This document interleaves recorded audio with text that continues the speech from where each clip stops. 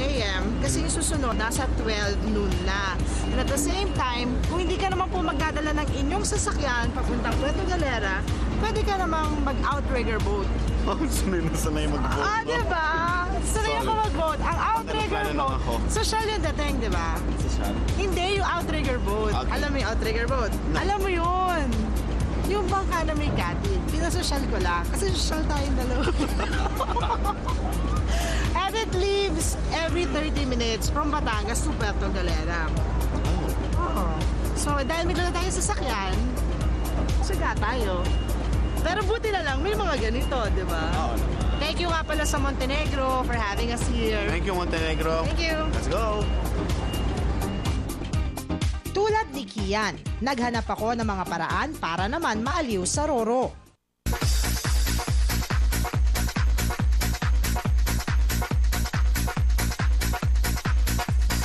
Welcome to the Port of Galleons. Before the oldest settlement in Mindoro Oriental became a tourist destination, isa na ito sa paboritong stopover ng mga galleons noong 18th century during the Manila-Acapulco galleon trade. This is where they do their repairs and replenish whatever stocks they may need.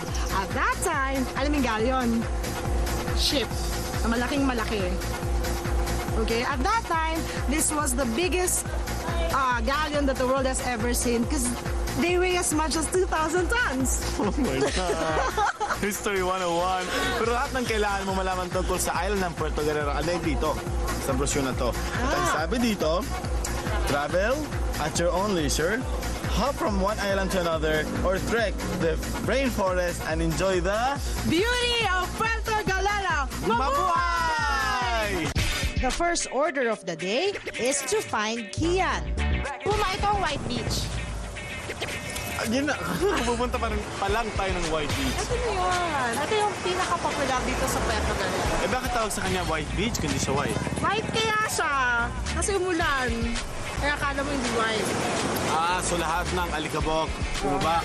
Pero ano naging ba? brownie. Nawala si Kian sa atin dito. Text na ba sa'yo yung best friend mo? No way. Wala sa number ko.